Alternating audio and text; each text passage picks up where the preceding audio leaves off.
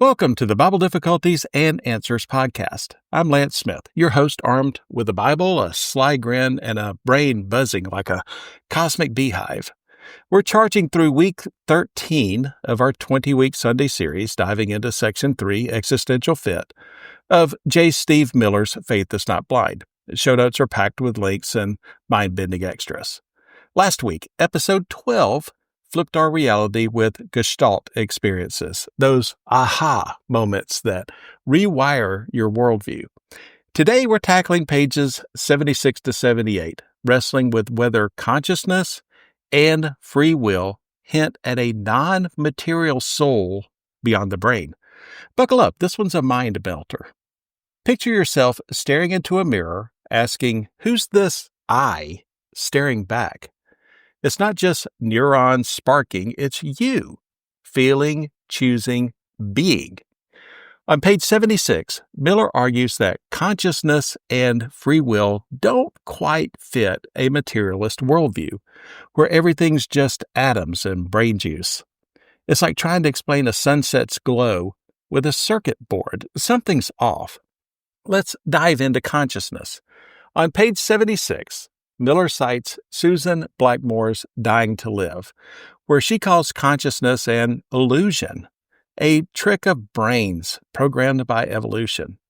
Alex Rosenberg's The Atheist's Guide to Reality goes further, saying there's no I or me, just particles bouncing around. If they're right, your sense of self is a cosmic prank. But Miller fires back. If consciousness is an illusion, who's being tricked? As he notes on page 76, if none of us have an I, who are Blackmore and Rosenberg referring to when they say I, me, or we? It's like writing a book to convince nobody that nobody's there. Pretty paradoxical. Next up, free will. On page 76, Blackmore likens brains to computers, programmed by natural selection to act without real choice. Rosenberg nods along, saying every decision is just physics in motion. But Miller says this clashes with our experience. On page 77, he writes, we directly experience, very vividly, every waking moment, the sense that we choose our actions. When you skip that extra slice of pizza or call a friend, it feels like you're driving, not just riding shotgun in a brain machine. Miller suggests this points to a mind or soul, something beyond the physical that makes real choices, even if we can't dissect it in a lab. Now, let's spice things up with near-death experiences, or NDEs. On page 78, Miller notes Blackmore's naturalistic take in Dying to Live, where she calls NDEs brain glitches. But he counters with researchers like Dr. Sam Parnia, who study cases of vivid awareness, like floating above a body, when the brain's flatlined.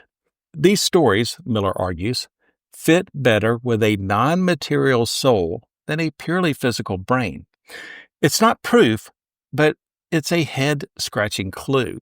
He also nods to Thomas Nagel's 1993 review of John Searle's The Rediscovery of the Mind on page 77, where Nagel argues the mind isn't just brain stuff, it's something more than materialism, and they can't just quite grasp it.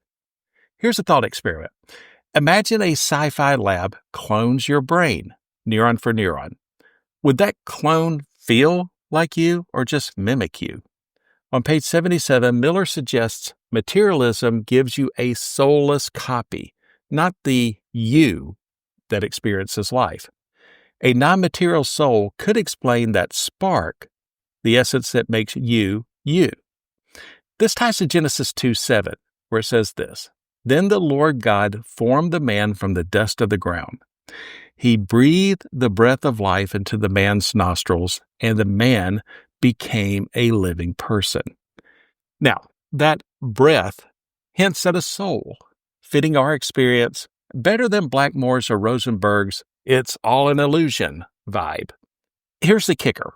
On page 77, Miller points to Alvin Plantinga's Where the Conflict Really Lies, which argues that rationality and choice make more sense in a supernatural worldview. It's like trying to play a symphony on a calculator. Materialism can crunch the notes, but it misses the music of consciousness and free will. So where do you land? On a scale from 0, consciousness is just brain fizz, to 10, souls are real, what's your take? Email me at BibleDifficultiesAndAnswers@gmail.com or hit up our Facebook page. I'm dying to hear your thoughts.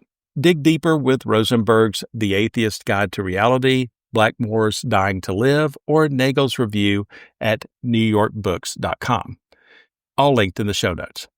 For a theistic perspective, Plantinga's Where the Conflict Really Lies is a solid pick. Let's wrap this like a metaphysical burrito stuffed with big ideas. Materialism calls consciousness and free will illusions, but their vivid reality screams soul louder than a cosmic megaphone. Psalm 139:14 says, "Thank you for making me so wonderfully complex." Maybe that wonder points to a divine spark. Keep your eyes open for those moments when life feels bigger than atoms. Next Sunday, episode 14, we'll keep exploring this existential fit. Check the show notes, join our Facebook page, email me at BibleDifficultiesAndAnswers@gmail.com. Share this episode and drop a 5-star review on Apple Podcasts, Spotify, or wherever you listen. That keeps our signal strong. All episodes are at BibleDifficultiesAndAnswers.podbean.com. Until next time, I'm Lance Smith, wishing you good luck, good health, and God bless. So long, everybody.